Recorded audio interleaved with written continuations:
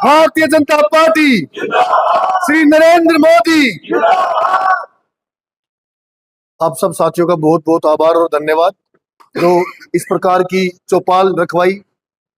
हमारे मंडल के अध्यक्ष सुरेश कैन भाई, हमारे पूर्व अध्यक्ष और यहाँ से बहुत ही पुराने और वरिष्ठ साथी संजीव चौरसिया जी, मनोज भाई, और एक तरफ और मनोज भाई, दो मनोज भाई बैठे आज हमारे बीच में। डीसीएम कॉलोनी के प्रधान भी है, प्रधान भी रहे हैं। मुझे आज भी प्रधान जी के नाम से याद है इनका नाम, पूर्व प्रधान रहे हैं, वही बात होगी। तो आज हम चर्चा कर रहे हैं कि 11 साल बेमिसाल संकल्प से समृद्धि की ओर।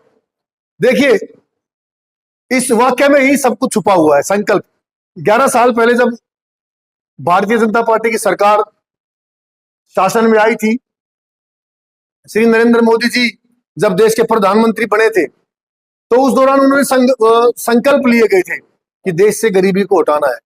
आपको याद होगा, इतिहास में चले जाते पीछे जाते हैं, जब देश के प्रथम प्रधानमंत्री जवाहरलाल नेहरू जी बने थे, उनका नारा था गरीबी हटाओ था।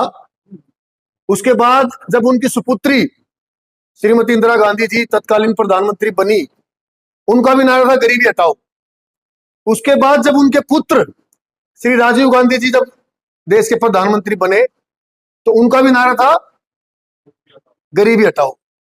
उसके बाद सोनिया गांधी जी जब पर्दे के पीछे से शासन चला रही थी, अब उनकी चौथी पीढ़ी में राहुल गांधी जी जब वो विपक्ष में आज नेता की भूमिका निभा रहे हैं, तो उनका भी नारा क्या है, उस समय पे क्या था जब मनमोहन सिंह जी की सरकार थी, क्या नारा था जब भी, गरीबी हटाओ। लेकिन क्या लगभग इस 60 साल में वो गरीबी हटा पाए?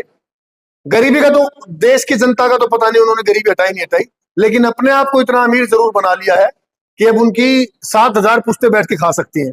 इतना उन्होंने पैसा कमा लिया इस देश से भ्रष्टाचार के जरिए। यदि किसी ने सच में गरीबी हटाने का काम किया है, तो वो भारतीय जनता पार्टी की सरकार और श्री नरेंद्र मोदी जी ने किया है।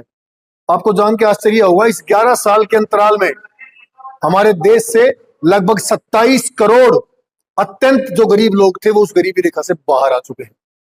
27 करोड़, 27 पॉइंट कुछ प्रतिशत हमारी गरीबी रेखा में जब विश्व के स्थान था, आज वो गरीबी हमारी 5% रह गई है। ये विश्व बैंक के आंकड़े हैं, ये भारतीय जनता पार्टी के कार्यकर्ता के आंकड़े नहीं है, ये विश्व बैंक के आंकड़े हैं जो विश्व पटल पे बोल रहे हैं। उसके बाद बात आएगी विदेश नीति की, और हमारे देश को कितनी मजबूती मिली रक्षा क्षेत्र में। आपको याद होगा, जब यूक्रेन और रूस के युद्ध की शुरुआत हुई थी, उस समय हमारे देश के कुछ हजार छात्र यूक्रेन में फंसे हुए थे।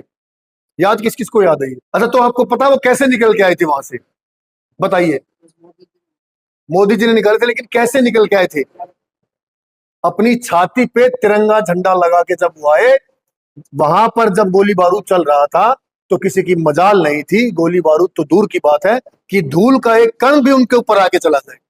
तो ये नरेंद्र मोदी जी की प्रधानमंत्री बनने के बाद परिवर्तन आया है। पाकिस्तान के छात्र भी वहां फंसे हुए थे, तो पाकिस्तान के छात्रों ने भी उस तिरंगे का सहारा लेके वहां से अपना बचाव किया, वहां से सुरक्षित निकलकर वो पाकिस्तान में आए। इससे बड़े गर्व के क्षण हमारे लिए क्या होंगे? अभी ताजा हालात में देख सकते हैं, जब ये पुलवामा, ये जो अभी जो भारत ने ऑपरेशन सिंदूर चलाया है, हमारे देश ने माननीय प्रधानमंत्री नरेंद्र मोदी जी के नेतृत्व में, और भारतीय सेना ने जो परचम लहराया है अपनी वीरता का, पाकिस्तान को नाको चने चबा दिया और पाकिस्तान के अंदर घुस के आतंकवादी ठिकानों पर हमला किया और उनको नेस्तो नाबूद किया। विश्व में जब पहले कभी भी लड़ाई छिड़ी है तो दूसरे देश उसमें हस्तक्षेप करते थे, लेकिन पाकिस्तान को अलग थलग कर दिया गया इस बार। और दुर्भाग्य की बात यह है कि इतनी हमारे देश की सेना ने इतने शौर्य से जो आज पाकिस्तान को जवाब दिया, उसके बाद हमारे देश के ही जो विपक्ष के नेता हैं और राजनीति के गंदी राजनीति के वशीभूत होके हमारे देश की सेना पे, शौर्य पे फिर दोबारा से सवाल उठाना शुरू कर दिया कि हमने तो, क्या वो बोल रहे हैं कि सरेंडर कर दिया। इससे बड़ा दुर्भाग्य क्या होगा, जिस देश ने, हमारे देश के सैनिकों ने शहादत देके अपने देश का परचम आज तक लहरा के रखा है। हमारे देश, हम जो आजादी की सांस ले रहे हैं, वो केवल और केवल अपनी सत्ता की रोटियां सेकने के लिए हमारी देश की सेना पे बड़ी उंगली उठाने से बाज नहीं आएगी। चलिए, राजनीति में आप हमारे प्रधानमंत्री को गलत बोल रहे हैं, जबकि इस समय नरेंद्र मोदी जी भारतीय जनता पार्टी के प्रधानमंत्री नहीं, वो भारत के प्रधानमंत्री। उनको ये तक नहीं समझ में आ रहा है कि किसको क्या बोलना है, कैसे बोलना है। दुर्भाग्य है कि जो बयान राहुल गांधी देते हैं मीडिया के सामने, उसका सहारा लेके पाकिस्तान अपना पक्ष रख रहा है। तो आपको समझ आ गया होगा कौन कौन हमारे देश के लिए कौन गद्दार है, कौन जयचंद है। तो ये दुर्भाग्य है, और नरेंद्र मोदी जी का हम कोटि कोटि धन्यवाद करते हैं, और हमें गर्व है हमारे ऐसे प्रधानमंत्री पर जो पाकिस्तान को आज अलग थलग कर दिया है, और उस जहां जितने भी आतंकी ठिकाने थे उनको नेस्तो नाबूद कर दिया है, और बता दिया है कि अब कोई भी आतंकी हमला हिंदुस्तान पे युद्ध की कार्रवाई माना जाएगा। यह भी अपने आप में एक अनूठा फैसला भारत सरकार ने लिया है। उससे पहले कितने हमले हुए हैं। मुंबई में ताज होटल पे जो हमला हुआ था 2008 में, क्या कार्रवाई करी कांग्रेस की सरकार ने। चूड़ियां पहन के बैठ जाते थे ये लोग। पाकिस्तान के आईएसआई को ही जांच करने के लिए बुला लिया। जो चोर रात को मेरे घर में चोरी करके गया, उसी को मैं बोल रहा हूं, भाई देखना मेरे घर में चोरी होगी, कौन आया था। इससे बड़ा दुर्भाग्य क्या होगा हमारे देश के लिए। आईएसआई आगे जांच कर रही है कि हमला किसने किया भारत में। इतने लोगों को जान से मार दिया गया, उन बेचारे बेकसूर बेगुनाह लोगों को। उस बचाव कार्य में जब हमारे देश की कमांडोज भी मारे गए, क्या क्या कार्रवाई करी थी कांग्रेस की सरकार ने?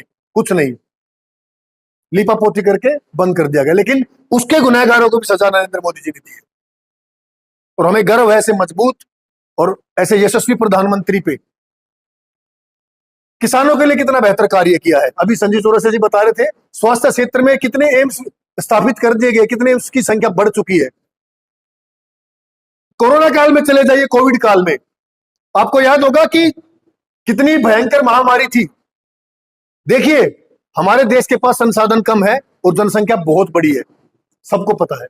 आज डीसीएम कॉलोनी की आबादी 10 से 12,000 15,000 होगी, जबकि 2 किलोमीटर मैक्सिमम 2 किलोमीटर के क्षेत्रफल में फैली कॉलोनी है।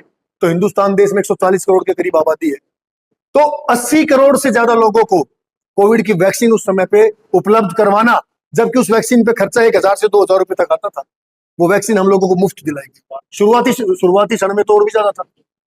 तो 80 करोड़ लोगों को मुफ्त में वैक्सीन मुहैया कराना अपने देश के लिए, और फिर उस पर सोने पे सुहागा कि हमारे देश में वैक्सीन बनाई गई। तो ये सब संभव क्यों हो पाया? क्योंकि आप लोगों ने ईमानदार और जिम्मेदार सरकार को और जिम्मेदार नेता को अपने प्रधानमंत्री बनाया, भारतीय जनता पार्टी को अपने सरकार में लाई, और लगातार तीसरी बार आप सरकार में लेके आए।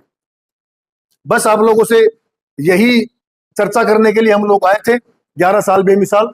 आप लोगों को बहुत बहुत धन्यवाद। जय श्री राम, भारत माता की जय।